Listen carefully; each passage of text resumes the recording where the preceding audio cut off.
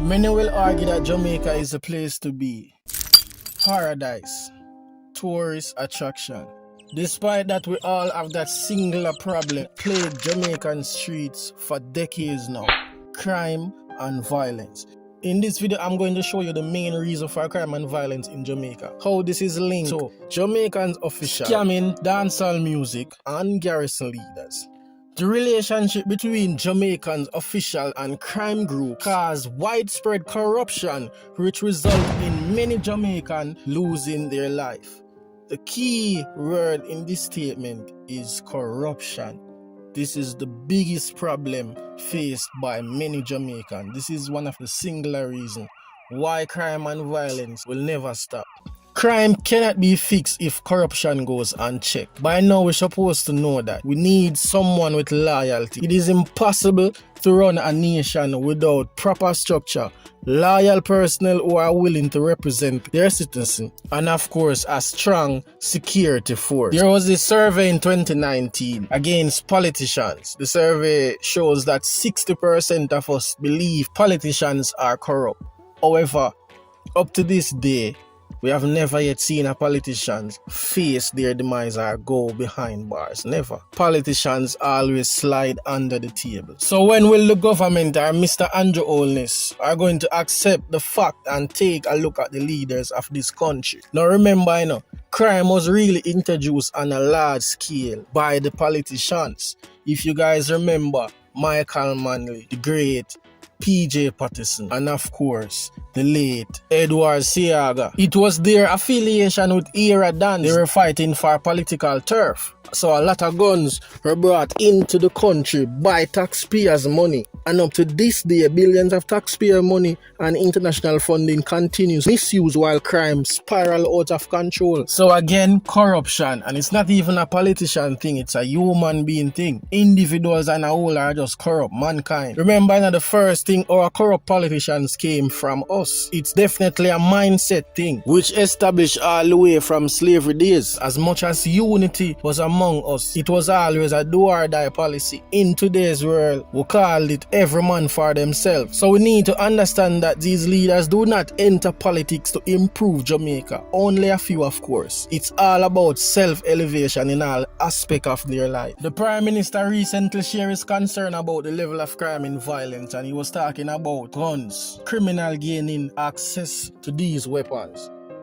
One thing I realize, he's not asking the right question and he's definitely not looking in the right area. One of the biggest questions he should have asked is how guns are imported to Jamaica. Jamaica do not make guns nor ammunition. In order for this to happen, you need a firearm permit. Now, FLA is the only authority by law to grant any form of permit for firearms, parts, and ammunition. Did you know that up to this day, FLA only grant less than 45,000 permit to a country of almost 4 million people, which means having such imported license is slim to none and very well traceable. Now, in terms of illegal weapon in Jamaica, look at this. The #1 place of origin is in the United States of America, followed by Haiti. No more, you guys, to pay keen attention to the rest of information we may have to say about the politicians. Firstly, we know these guns definitely come in the country and a backdoor deal. In other words, you not go through custom like your regular goods. Highly unlikely, when you purchase your favorite car, yeah man, your pretty car where you go buy, most of these guns are shipped in those containers, probably in the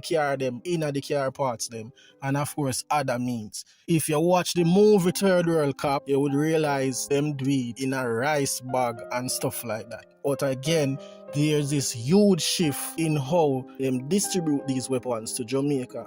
Remember, me telling you how much guns FLA already grant access to. Remember, you have some of them people would have dropped out already, are old and can't manage weapon and would have to bring in. Some would have also migrated. According to the New York Times, who wrote an article on how American gun law are fueling Jamaica homicide crisis, states that the Jamaican authority indicates that an estimate of 200 guns are smuggled into the country from the United States every month. That's approximately 1,200 firearms every year. Remember, we not talk about 88 and the other rest are surrounding area. So if you estimate this, let's just say the average amount of weapon we found in the country every month is about 350. That's a lot of weapons compared to the amount of police officers who even graduate per year. So when will the government take a look at these facts and fix the international relationship with the American government? What you guys need to understand, you see, firearms in America are poorly documented. All you got is really a piece of paper with a name and details of the weapon and also the original owner. Not to mention acquiring the weapon. See, the requirement is simple, instant background check. In fact, you have some states that really grant you instant permit or access to firearm. So there's no national comprehensive registry of guns or ownership. So all a man need to worry about right now is basically how him can bring this to Jamaica. So again, corruption are the only way him can able to do that. The Chinese only have somebody over there for pull the plug. Somebody have to have links, connection and make higher authority. And if it come through natural, somebody buy the gun them. Somebody will have license permit to distribute these weapons. So now you might have said then, Mlard, if you buy the gun in America and them give the registry and the weapon and all them things there, of course them can trace it back to you. Yes, they can trace it to the American citizens. But the thing is, since there is no national registry in especially in those states where them grant them access, now if a man even lost that weapon, him not have to go in back and contact the state and say, look, me lost this weapon. And since guns are easy for access in America, you have to look on it like out here, Man, I go sell it over there. Go online and would realize several detective and undercover agents actually conduct this. So go up on YouTube and check, man. Them just set up them website, tell us a gun available, and you make contact and them tell you which one for meet, and I hit that you have a gun in your hand. And we are talking about high power weapons as well. Rifle, 50 caliber. So that loophole now allow American weapon to flood the Caribbean or any other else place where them can sell them on the black market. See them liar where all them heads them making from the Senate, them are whoever responsible in the US. Them know what them do. Them know exactly where them are trying to target. So certain establishment have to make in order for crime function, because look, it's a big business. Now when you follow the Mlard trail year to year, you realize the exact shift and how this affects citizens. For example, in 2010, when the government them really start clamp down on dance, if you realize gun thing get loose, because no done no did it again for tell a one man say you can't make the move there. Now everybody a try to be done. Every one man have access to a weapon. Man get greedy, corruption, gun start sell like nothing. And like one time when a man get dash in your community and you couldn't tell say a time they can already because of them alone have a tool. Now everybody, and those who don't have none, trust me, them can get it, or them know somebody, probably a family member, somebody close who have it. So the access to the tool is so easy right now. Trust me, dog a eat dog, and it now get better if the government now fix them policy. The next thing that stems from the political influence is the security force. The corruption level in the Jamaica Constabulary Force is unmatched and oftentimes goes unchecked, where he or she commit a crime or break the law. How many times you hear the police get caught up and them just come off of duty? Next week or the next 2 weeks, them there up in our ambush or work, same way. I'm sure the government is aware that some police out here play God with people life. You know much operation police go on and decide who fi live and who fi dead? What about those who work as hitman?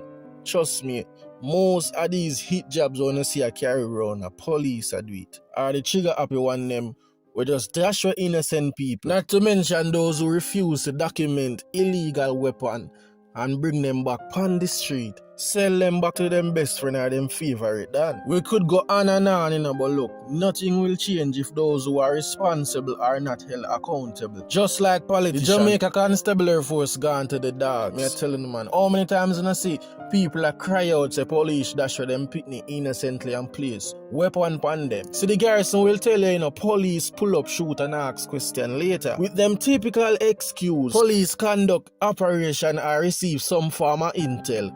Pull up, instant shootout, and it so happened that a pistol was discovered with few rounds. We have to understand that the JCF is rigged with corruption. There's not much we can do, or when them flush out the system, it's still a corrupt. You know why? Mankind. There's no doubt bad man join the force. Get what I say? Persons who have that mind frame from day one. So it nah gonna change. It's a human being thing. But we can tone it down though. Especially this gun problem. It had damaged the country. The man them so corrupt in the man. All when them are the regular road stop, you know.